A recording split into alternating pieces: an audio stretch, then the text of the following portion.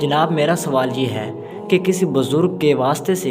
اللہ تعالیٰ سے مانگنا جائز ہے یا نہیں؟ برائے مہربانی اس بارے میں تھوڑی میری رہنمائی فرمائیں۔ بسم اللہ الرحمن الرحیم۔ جی سب سے پہلے سوال یہ کیا گیا کہ کسی کے وسیلے سے، کسی کی وجہ سے، یعنی کسی کو اپنا وسیلہ بنا کر دعا کرنا یہ جائز ہے یا نہیں ہے؟ تو بھائی سب سے پہلے یہ سمجھیں، وسیلہ اگر کوئی بندہ اس نیت سے کرتا ہے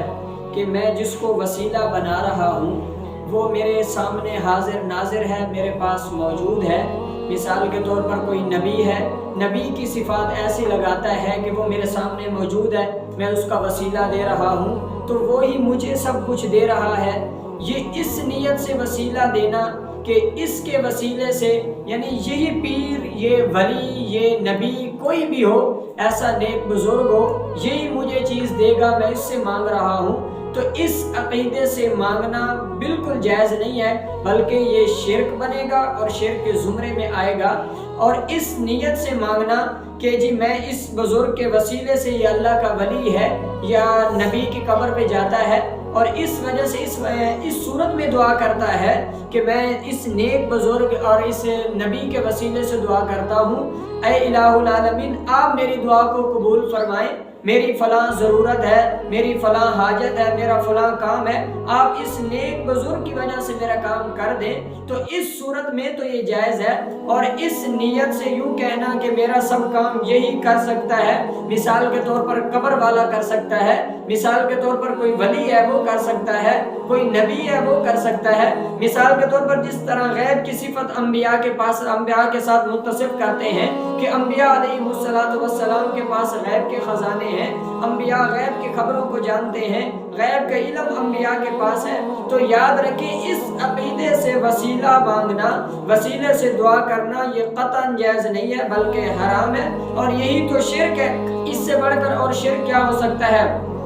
بعض لوگوں کو عموماً دیکھو کسی ولی کی دربار پہ جاتے ہیں، ولی کے مزار پر جاتے ہیں اور وہ یوں مانگتے ہیں کہ اے ولی، اے اللہ کے ولی، اے قبر والے آپ مجھے بیٹا دے دیجئے، مجھے میرا فلاں کام ہے آپ کر دیجئے۔ اور میرے بھائی بندہ دوسرے کے دروازے پر تو اس وقت جائے جب اللہ کے دروازے سے کوئی کام نہ ہو، جب ہر کام اللہ رب العالمین کر سکتے ہیں تو دوسرے کے دروازے پر جانے کی کوئی ضرورت نہیں۔ اللہ رب العالمین کو تو یا حی یا قیوم کی صفات سے متصف ہے، آپ کی صفات، نہ آپ کو نیند آتی ہے نہ آپ کو اونگ آتی ہے، آپ کے خزانے ایسے ہیں، آپ بادشاہوں کو خزانے اپنے خزانوں سے دیتے ہیں، آپ ہر بندے کی دعا کو قبول کرتے ہیں، ہر بندے کی ضروریات کو پورا کرتے ہیں۔ تو بعض بندوں کی یہ عادت ہوتی ہے کہ وہ کسی قبر والے کے پاس جا کر اولاد کو مانگتے ہیں کہ اے فلاں اللہ کے ولی آپ مجھے بیٹا عطا فرمائیے، مجھے بیٹی عطا فرمائیے، حالانکہ اللہ رب العالمین نے 25ویں پارے میں یہ خود اعلان فرمایا، یَهَبُ لِمَن يَشَاءُ إِنَاثًا وَيَهَبُ لِمَن يَشَاءُ الذُّكُورَ أَوْ يُزَوِّجُهُمْ ذُكْرَانًا وَإِنَاثًا وَيَجْعَلُ مَن يَشَاءُ عَقِيمًا، کہ میں جس کو چاہوں بیٹے عطا کروں، جس کو چاہوں بیٹیاں عطا کروں، جس کو چاہوں بیٹے اور بیٹیاں دونوں عطا کر دوں، وَيَجْعَلُ مَن يَشَاءُ عَقِيمًا، جس کو چاہوں نہ بیٹے دوں نہ بیٹیاں دوں۔ تو یہ میرے اللہ رب العالمین کے اللہ رب العالمین نے اس کا وضاحت یہ ارشاد فرمایا، سورۃ اللقمان آیت نمبر 34 میں اللہ فرماتے ہیں، ان اللہ عنده علم الساعة وينزل الغیث ويعلم ما في الارحام وما تدری نفس ماذا تکسب غدا وما تدری نفس بأي ارض تموت۔ الہ العالمین فرمانا چاہتے ہیں ان تمام چیزوں کا علم میرے پاس ہے، حالانکہ اللہ کا علم تو اتنا ہے، کالا پہاڑ ہو، کالی چونٹی ہو، دیری رات ہو، تو اللہ رب العالمین اس چونٹی کے پاؤں کی آہٹ اور آواز کو بھی سنتے ہیں، اس کی تمام گفتگو کو بھی سنتے ہیں۔ اللہ رب العالمین اتنی طاقت کے مالک ہیں۔ تو خلاصہ یہ ہے کہ آپ اگر کسی کے وسیلے سے یہ عقیدہ نہیں رکھتے کہ مجھے یہ دے گا، بلکہ یہ عقیدہ رکھتے ہیں کہ دے گا مجھے اللہ کی ذات، اللہ رب العالمین مجھے یہ چیز عطا کریں گے، میرا یہ کام کریں گے، اور اس بزرگ کے صدقے سے سے میں دعا کرتا ہوں یہ اس طریقے سے دعا کرنا جائز ہے۔ بعض لوگ جس طرح اولاد ولیوں سے مانگتے ہیں تو یاد رکھیں